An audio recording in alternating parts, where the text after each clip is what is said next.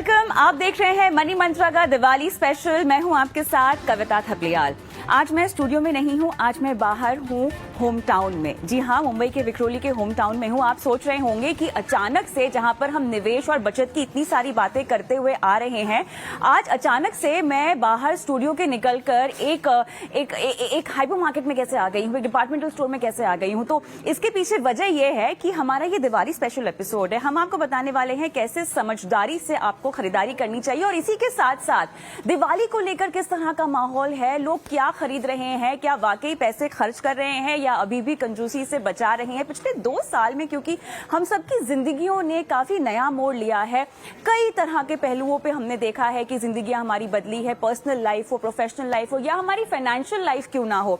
तो कैसे अब की बार दिवाली हमारी मीठी तो है ही, लेकिन साथ ही खुशियों वाली दिवाली भी है। इसी का एक मूड चेक करने के लिए मैं आ गई हूं होम टाउन में।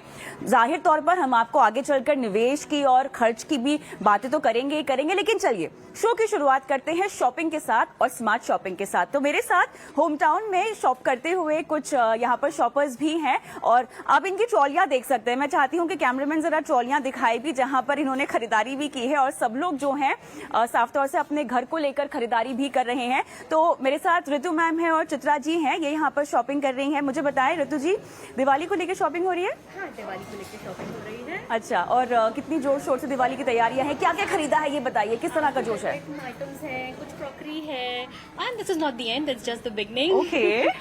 लास्ट दिवाली थोड़ा कोविड की वजह से फीकी थी, अब वैक्सीनेशन हो चुका है और you can see everyone is following the safety rules, so it's okay. Chitra ma'am, कितनी बड़ी लिस्ट बनाई है?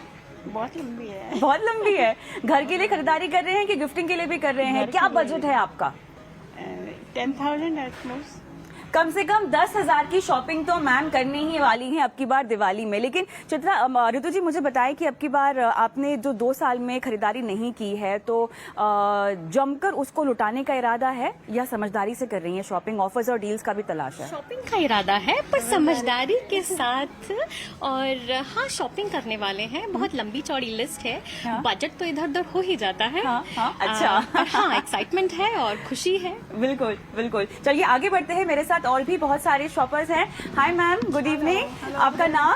मिसेस अमिता। मिसेस अमिता। अमिता जी, मुझे ये बताइए कि मैं भी आपकी ट्रॉली में देख सकती हूँ, अमूमन यहाँ पर सब लोग ऑब्वियसली होम स्टॉप है तो घर की ही शॉपिंग कर रहे हैं, लेकिन ओवरऑल आपकी दिवाली की शॉपिंग कैसे चल रही है?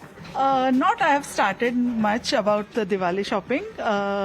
Only thing I have just come, so I've bought bedsheets and pillow covers and all that. Ji. And I'll be buying some more few items which is required for my house. That's it. तो आप मतलब सोच समझते हुए खरीदारी कर रही हैं? बिल्कुल। Absolutely, absolutely. बजट शॉपिंग हो रही है? Not budget shopping. Whatever things required, वो तो लगने ही वाला है. But since not bought since last 2 years, so maybe we'll buy something happening. क्या क्या things, नहीं किया, क्या क्या मिस किया 2 साल में? Everything. एवरीथिंग, जैसे Everything, family get-togethers and friends and meeting out, going out, everything. But still, we all survived, so it's a God's grace. बिल्कुल, हम बचकर निकल गए हैं और अभी भी एक तरह की लड़ाई तो चली रही है, लेकिन अच्छी बात ये कि वैक्सीनेशन हो गया है। बहुत बहुत शुक्रिया, thank you so much and happy shopping to you. लेकिन मेरे साथ और भी यहाँ पर कुछ लोग हैं जिनसे मैं बात करना चाहती हूँ। प्रशांत और सोनाली है। Hi, can you please come this side? Okay, so आप लोग जस्ट आए हैं अभी यहाँ पर शॉपिंग करने, शुरुआत है आपकी शॉपिंग की, क्या खरीदना चाहते हैं? हम लोग एक्चुअली फ्रेंड्स को ऐसा कुछ गिफ्टिंग जैसे वैसे हम देख रहे हैं। अच्छा, So then like a Diwali hamper. And, Diwali hampers? like small, nothing big. Wow, लेकिन वी आर थोड़ा सा कलेक्टिंग छोटा छोटा छोटा and then making something a छोटा सा गिफ्ट। दोस्तों के लिए ना? Yes. Wow. Family, friends and all. आपके दोस्त बहुत खुश होंगे ये सुनते हुए, अगर आपको लाइव देख रहे हैं इस वक्त। मुझे बताइए, तो बजट क्या रखा है गिफ्टिंग का? 5,000 5,000 ओवरऑल? overall. ऑलराइट। 2 साल में आपने क्या क्या मिस किया? क्योंकि ये Obviously- दिवाली एक तरह से ऐसी है क्योंकि ऑब्वियसली बाहर घूमना, लोगों से मिलना, फ्रेंड्स को मिलना एंड हाँ। एवरीथिंग। ओके, So तो the और क्या? festivals were missed because lot of festivals are not celebrated. तो जी। मिस कर चुके हैं. तो हाँ। this is like the first Diwali after the years. lockdown or 2 years after Corona or whatever, which is being celebrated थोड़ा बड़ी करके. So this is nice, feels nice. हाँ. The decoration or the stores are equipped. light, They are yeah. quite equipped for the Diwali, and like the new things are coming up. Like, so it's good to. It's good to be feels good. back It's good to back to normal, store, yeah. है ना? Yes, online sure. Shopping कितनी की है और कितना miss बहुत। किया? बहुत सारी तो ऑनलाइन शॉपिंग ही हो रही है. There is Okay. nothing left. Like offline तो कर नहीं सकते, तो ऑनलाइन ही चल रहा था अभी तक. Now we are getting a chance to Come to the stores and explore. Yeah. है ना? तो अभी यहाँ पे तो गिफ्टिंग हो रही है, लेकिन उसके बाद कहाँ जाने का इरादा है? दिवाली को लेकर और भी तो शॉपिंग होगी ना? अभी 2 दिन में है. कपड़े तो हो गए हैं. कपड़े हो गए, ले हो लिए? गए. ऑफलाइन स्टोर में जाके नहीं कि ऑनलाइन मंगवाए? कुछ ऑफलाइन कुछ ऑनलाइन. अच्छा, मतलब ऑनलाइन पर भी अभी भी जोर तो है, खरीदारी तो हो ही रही है. हाँ हो है ना? रही लेकिन जोश कितना हाई है दिवाली को लेकर? जोश काफी हाई है. काफी हाई है. With limited budget. Okay, And high. How's the josh? So it's high, quite high. आप क्या कहेंगे? Same almost. Yes. Alright, excited? Yes, yes. Okay, तो दिवाली को लेके साफ तौर से जोश हाई है. Thank you so much for talking to us. लेकिन लोग शॉपिंग भी कर रहे हैं और काफी हद तक बजटेड शॉपिंग भी हो रही है. लेकिन जैसे कि आपने खुद भी सुना है, लोग जो हैं ऑफलाइन शॉपिंग करने में ज्यादा उनको मजा आ रहा है साफ तौर से, क्योंकि स्टोर्स खुल गए हैं और इंतजार इसी का था कि लोग एक बार फिर से घर के बाहर निकल सके, अपनों के साथ इस तरह के त्योहारों को सेलिब्रेट कर सके. लेकिन अब सवाल ये आता है कि होम स्टॉप आपको क्या क्या ऑफर कर रहा है. अगर आप यहाँ पे खरीदारी करना चाहते हैं और अगर समझदारी से खरीदारी करना चाहते हैं तो यहाँ पर क्या क्या आपको ऑफर किया जा रहा है. मेरे साथ बहुत जल्द जुड़ेंगे महेश शाह, जो कि एमडी हैं होम स्टॉप के, और साथ ही हेमंत रुस्तगी, जो आपको बताएंगे कि किस तरह से आपको शॉपिंग करनी चाहिए और किस तरह से अभी, क्योंकि 2 ही दिन रह गए हैं केवल, तो 2 दिन में आपको किस तरह से समझदारी से शॉपिंग करनी चाहिए. अब तक शॉपिंग करके अगर आप ओवरबोर्ड चले गए हैं तो किस तरह से आपको चीजों का अगले साल के लिए ख्याल रखना चाहिए. दिवाली से दिवाली तक की प्लानिंग आपकी कैसी होनी चाहिए. मेरे साथ हेमंत रुस्तगी जुड़ गए हैं, सीईओ वाइस इन्वेस्ट एडवाइजर. इनको आप लगातार देखते रहते हैं हमारे साथ, क्योंकि ये आपके फाइनेंसेस की प्लानिंग करते रहते हैं. मुझे बताएं, मेरे ख्याल से माइक है आपके पास, और ये माइक मुझे दे देना चाहिए. मुझे बताएं सर, 2 दिन हैं, ठीक है, और जो भी लोग अब तक बस शॉपिंग कर ही रहे हैं, तो सबसे पहले उनके लिए आप क्या एहतियात बरतने की सलाह उन्हें देंगे? एक एक करके जाते हैं. बीच में मैं महेश शाह जी को भी जोड़ने की कोशिश करूंगी, लेकिन शुरुआत आप कीजिए. कविता, देखिए, दिवाली जो है हमेशा एक स्पेशल फेस्टिवल है. इस साल कुछ ज्यादा ही स्पेशल है क्योंकि पिछले ऑलमोस्ट 1.5 साल से सब लोग घर पे हैं. बड़ी मुश्किल से उनको मौका मिला है, दिवाली की शॉपिंग करनी है, तो बहुत ज़्यादा एक्साइटमेंट है, जो बहुत ही अच्छी बात है. 2-3 चीज़ों का ध्यान रखना है. देखिए, दिवाली शॉपिंग है, मतलब पूरा फेस्टिवल है, पूरा परिवार शॉपिंग करना चाहता है.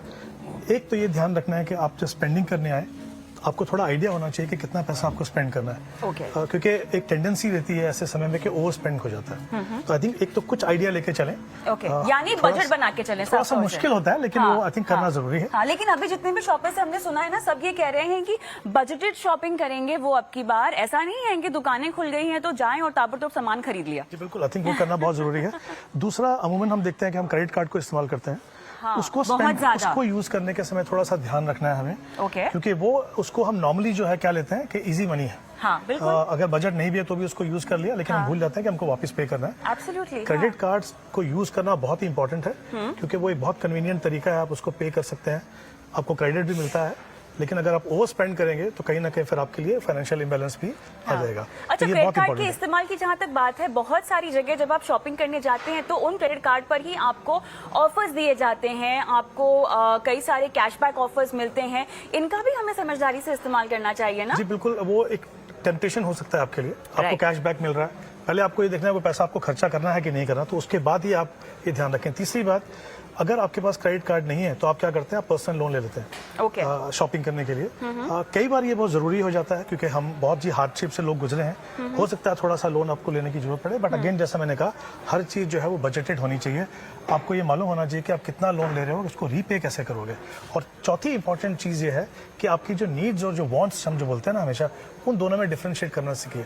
कुछ चीजें तो हमें फेस्टिवल के लिए करनी है, कुछ चीजें हम जरा थोड़ा सा ओवर एक्साइटेड होकर करते हैं. तो आई थिंक दोनों को डिफरेंस समझेंगे. तो जैसे मैंने कहा, बहुत ही एक्साइटिंग दिवाली है, लेकिन इंपॉर्टेंट चीज ये है कि आपको ये देखना है कि आपके बजट के अंदर वो हो, क्योंकि ओवर बजट करेंगे तो बाद में फिर आपको बहुत ज्यादा प्रॉब्लम हो सकती है. तो आई थिंक ये 3-4 चीजों का ध्यान रखना. तो बजट तो मेरे ख्याल से लोगों का ओवर नहीं जाने देंगे जहां तक मनी मंत्रा की बात है. लेकिन मेरे साथ अब जुड़ गए हैं Mahesh Shah, MD home town. बहुत अच्छा लगा सर आपसे एक बार फिर से मुलाकात होगी. तो अभी क्योंकि सर फ्रेम में आए हैं, तो ये है Mahesh Shah, MD home town. मुझे ओके, माइक नहीं है आपके पास, तो चलिए, अभी तक हम बात कर रहे थे कि लोगों को समझदारी से बजट शॉपिंग करनी चाहिए. लेकिन जिस तरह के ऑफर्स मैं देख रही हूँ आपने अपने स्टोर में लगाए हुए हैं, क्या वाकई ऐसे होगा कि हम बजट शॉपिंग कर पाएं?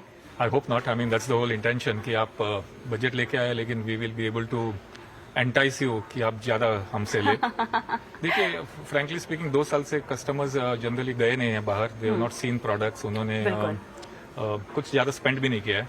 सो ऑनेस्टली अभी आई थिंक हम लोग ये देख रहे थे कि कस्टमर्स अभी काफी ज्यादा स्पेंड कर रहे हैं, बिकॉज काफी ज्यादा टाइम वो लोग घर पे रहते हैं, तो उनको ज्यादा दिख रहा है कि घर में क्या और करना चाहिए, कैसे और फ्रेशनेस लाए. एंड हेंस हमने ये देखा है कि लास्ट 2 मंथ्स में काफी स्पाइक आया है कि कस्टमर्स ज्यादा प्रोडक्ट्स ले रहे हैं, स्पेशली ट्रेंडी प्रोडक्ट्स जो अभी है स्टोर्स में.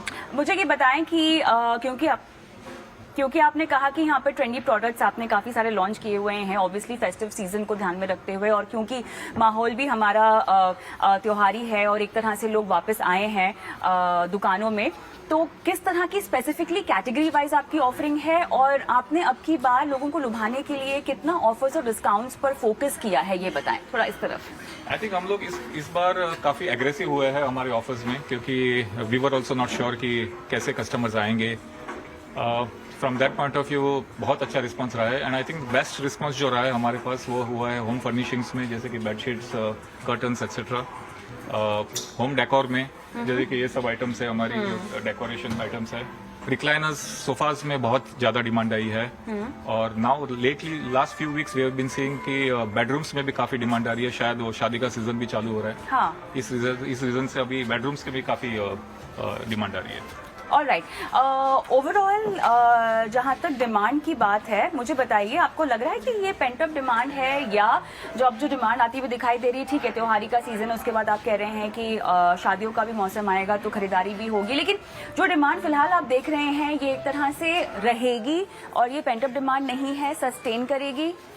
नहीं, this is definitely sustainable demand for the simple reason कि अभी आप अगर रियल एस्टेट सेक्टर देखें तो काफी हद से बाइंग हो रही है. In fact this is the best buying we have seen. जैसे बॉम्बे जैसे शहर में लास्ट 10 साल में इतनी बाइंग नहीं हुई है जैसे जितनी की अक्टूबर में हुई है. अच्छा. Across India we are seeing कि घर बहुत ज्यादा बिक रहे हैं, thanks to the lower interest rates, easy affordability. And I think the real estate cycle जैसे टर्न हो रहा है और हो गया है almost. I think next few years are going to be fantastic for this trade. बिल्कुल. हेमंत जी भी मेरे साथ जुड़े हुए हैं, तो हेमंत जी जोरदार खरीदारी हो रही है, यहाँ पर लोग काफी स्पेंड भी कर रहे हैं, ये आपको क्यों आता हुआ दिखाई दे रहा है? और जिस तरह से बायर बिहेवियर को अगर हम पढ़ें तो ये क्या दिखाता है? नहीं, जैसा मैंने कहा, देखिए दिवाली हमेशा स्पेशल फेस्टिवल है, और पिछले 1.5-2 साल से लोग जो घर पे बैठे हैं, जो शॉपिंग जो करना चाहते थे बाहर जाके वो नहीं कर सके. ऑब्वियसली बहुत सारी एस्पिरेशंस रहती हैं आपकी, वो आप पूरा नहीं कर पाए. तो मुझे लगता है ये समय है जब लोग बाहर निकल रहे हैं, और क्योंकि ये वैसे भी फेस्टिवल सीजन है तो फिर डेफिनेटली जैसा मैंने पहले भी कहा कि बहुत इच्छाएं हैं, एस्पिरेशंस हैं, वो पूरी हो रही है यहाँ पे. हाँ. और जैसे हमने बात की अभी के जिस तरह के रियल एस्टेट के नंबर आ रहे हैं, तो ऑब्वियसली जब आप घर खरीदेंगे तो उसमें जो भी आपको फर्नीचर लगेगा, जो भी चीजें लगेंगी, उसके हिसाब से खरीदारी होगी वो. बट जैसे मैंने कहा, आई थिंक हर चीज को थोड़ा ध्यान में रख के करना है. हाँ. बिल्कुल एंजॉय कीजिए, शॉपिंग कीजिए. एक चीज जो मुझे समझनी है, शायद आप दोनों से समझूंगी मैं बारी बारी, महंगी वाली दिवाली भी होगी ना आपकी बार? तो महंगी वाली इन द सेंस क्योंकि महंगाई बढ़ने का भी तो हमें एक खतरा अब तक तो दिखाई नहीं दे रहा बढ़ी है. है, but yes I think supply chain constraints से हिसाब से शायद प्राइसेस बढ़ेंगे over a period of time. But ये दिवाली में हमने किसी ने भी प्राइसेस बढ़ाए नहीं है, फॉर द सिंपल रीजन कि इस बार हमको I mean we want people to enjoy this Diwali. Alright, तो आपने दोहरे ऑफर्स दिए हैं. एब्सोल्युटली.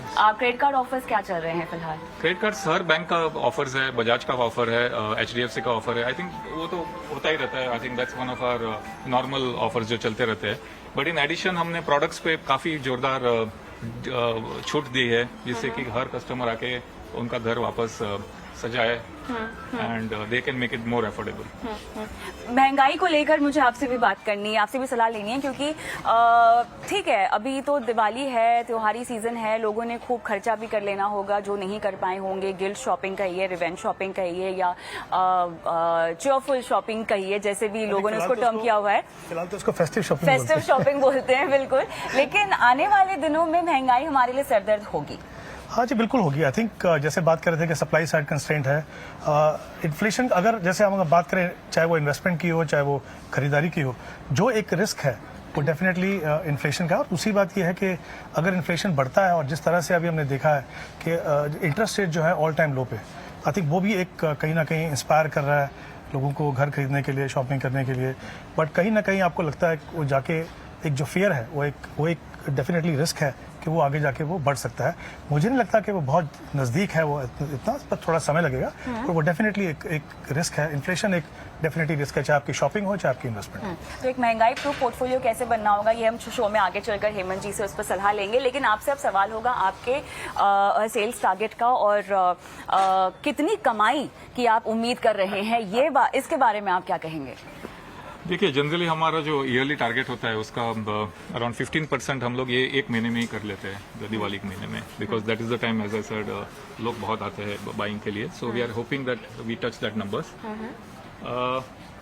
एज फार एज कमाई is concern, of course I can not immediately comment on it, इसको टाइम लगेगा समझने के लिए कब कमाई है, कितनी है वगैरह, बट कस्टमर्स काफ़ी आ रहे हैं। आई think that's a positive thing.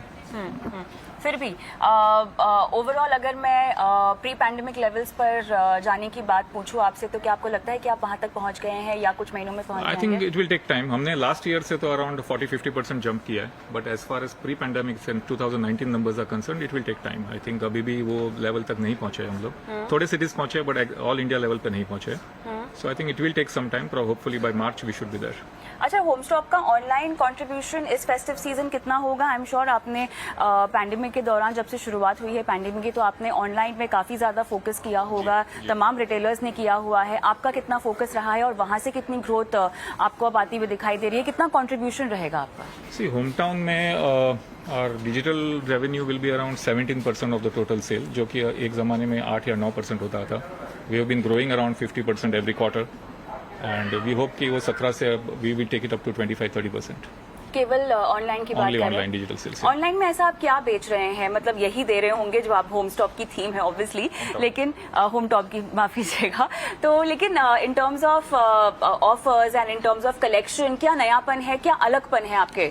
C, apart from the store, stores में जो मर्चेंडाइज होता है, obviously it's the same schemes which we give also online, लेकिन ऑनलाइन के लिए हमने एक सेपरेट असॉर्टमेंट भी बनाया है which is more affordable, which sells through online channel only. तो वो भी एक असॉर्टमेंट हमने बनाया है। यस, ऑलराइट, बहुत बहुत शुक्रिया महेश जी, समय निकालकर हमसे बात करने के लिए। अब हम आपकी same year, thank you so much. अब हम चर्चा को आगे बढ़ाते हैं और हेमंत जी से अब हमें बात करनी है और बहुत सारे आपके पोर्टफोलियो को लेकर टिप्स भी लेने हैं। तो जहां से हमने बात की थी कि अब लोगों के 2 दिन बचे हैं, उन्हें समझदारी से कैसे इसका इस्तेमाल करना चाहिए, उसमें बाकी बचे अंश क्या है, इसके बारे में बताएं। देखिए, हमने जैसे बात की शॉपिंग की, तो हमने बात कर ली कि भाई अपने अगर जैसे मैंने कहा कि कुछ ना कुछ अंदाजा लेके चलिए। ओवर स्पेंड करने से आपका कहीं ना कहीं फाइनेंशियल इम्बैलेंस जो आता है वो आपको पूरे 1 साल तक परेशान करता है, और उससे खाली आपकी इम्बैलेंस का मतलब है आपकी इन्वेस्टमेंट पे भी फर्क पड़ता है, आपकी जो ओवरऑल फाइनेंशियल प्लानिंग है उस पर भी फर्क पड़ता है। तो आई थिंक सेलिब्रेट करने का समय है, बट डेफिनेटली थोड़ा ध्यान रखें।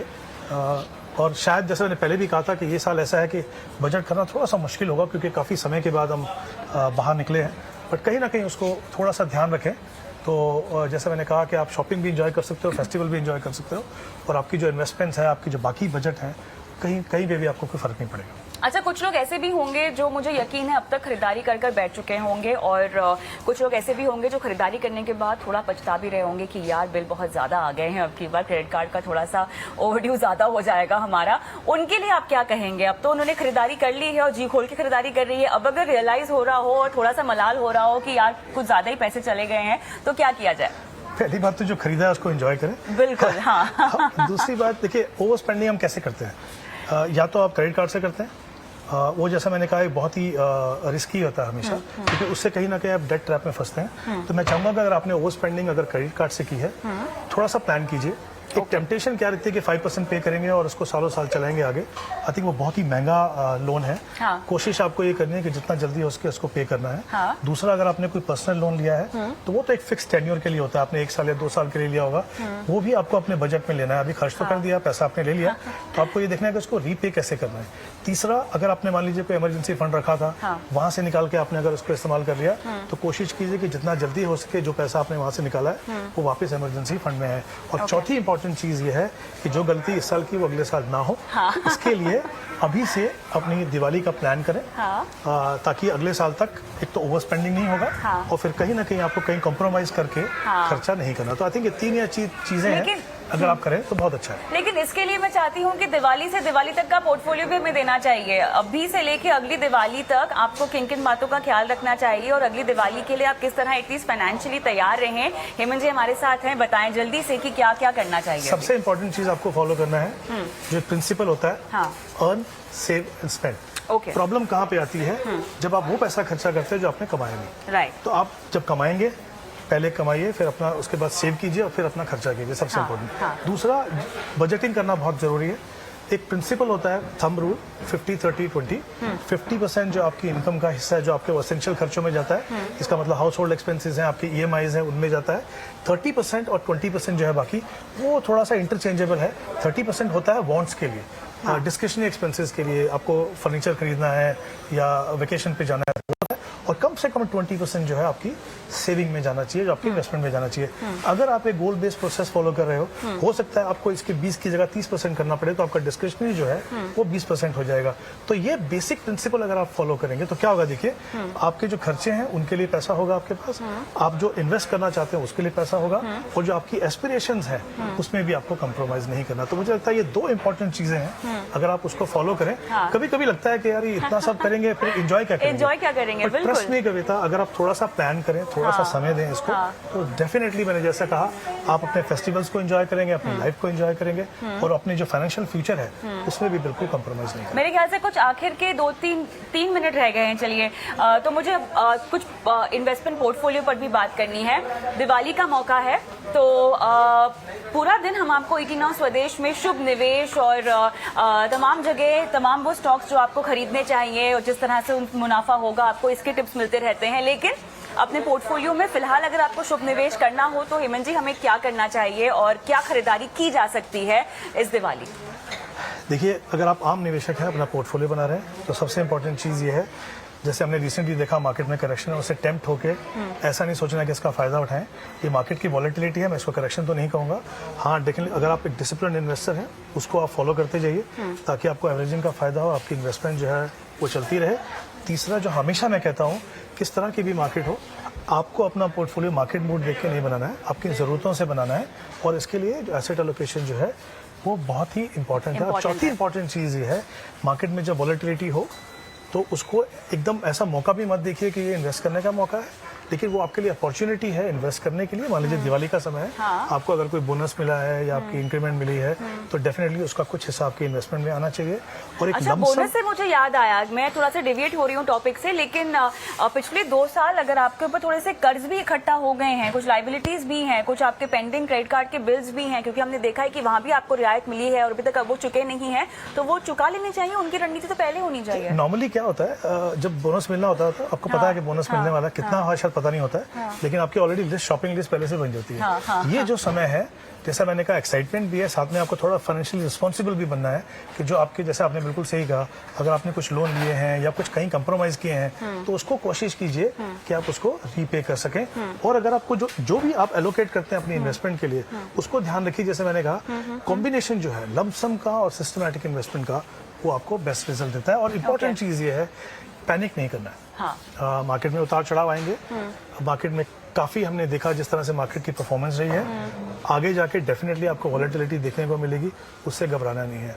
आपको अपना फोकस अपने गोल्स पे रखना है, अपने टाइम होराइजन पे रखना है, और क्या आप अपने पोर्टफोलियो से अचीव करना चाहते हैं उसके रखना है। तो मौजूदा हालात जिस तरह से हमें दिखाई दे रहे हैं बाजार के, वैसे तो जब भी आप निवेश रणनीति बनाएं, हमेशा हम आपको कहते हैं कि गोल बेस्ड प्लानिंग होनी चाहिए और बाजार की इस तरह की चाल का आपके पोर्टफोलियो पर असर ना हो। अपना निवेश बाकायदा आप अनुशासित तरीके से करते रहें तो उसका आपको फायदा होगा, इतने उतार चढ़ाव का भी। लेकिन मौजूदा समय में अगर मान लीजिए किसी का लक्ष्य नजदीक आ रहा हो या अगर बाजार के उतार चढ़ाव से उन्हें डर लग रहा हो, तो क्या इक्विटी से थोड़ा सा हल्के हो जाए? जी बिल्कुल होना चाहिए। देखिए, अल्टीमेटली आप पोर्टफोलियो क्यों बनाते हैं, आपका जो टाइम होराइजन है शुरू कहाँ से होता है, जब आप शुरुआत करते हैं, खत्म होता है जब आपका समय पूरा होता है।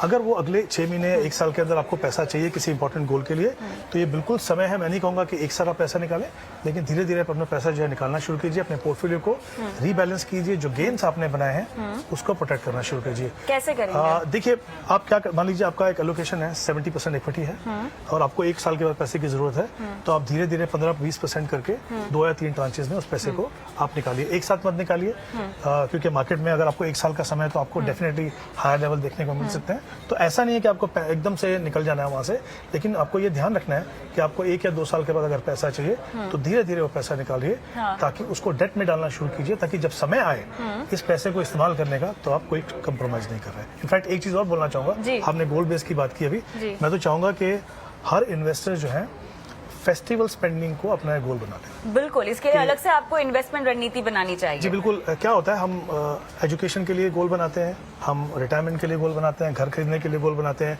ट्रैवलिंग के लिए बनाते हैं, फेस्टिवल स्पेंडिंग का कभी गोल नहीं बनता। ट्रस्ट मी, अगर वो बना ले, हमारे यहाँ तो हमारे देश में तो बहुत सारे फेस्टिवल मनाए जाते हैं। जो भी फेस्टिवल आप मनाते हैं, जहाँ पे आप खर्चा करना चाहते हैं, आप उसको अपना गोल बनाइए, तो क्या होगा, कहीं भी आप डिस्टर्ब नहीं होंगे, आपकी एस्पिरेशन जो भी आप करना चाहते हैं, और अपनी फैमिली को उसमें इन्वॉल्व कीजिए, ताकि ऐसा नहीं कि आपने सोचा कि ये खरीदना है, फैमिली ने कुछ और सोचना है, उनको इन्वॉल्व कीजिए। I think you can really चलिए, और इसके लिए आपको लगातार मनी मंत्रा देखते रहना होगा। वैसे तो ये मुद्दा ऐसा है, टॉपिक ऐसा है कि हम लगातार इस पर हमेशा ही बात कर सकते हैं, लेकिन फिलहाल इस खास पेशकश को मुझे यही समाप्त करना होगा। बहुत बहुत शुक्रिया आपका हेमंत जी पार्टिसिपेट करने के लिए। लेकिन ईटी नाउ स्वदेश में दिवाली को लेकर स्पेशल प्रोग्रामिंग अभी थमी नहीं है। ब्रेक के बाद आप देखेंगे दिवाली मेला, लेकिन फिलहाल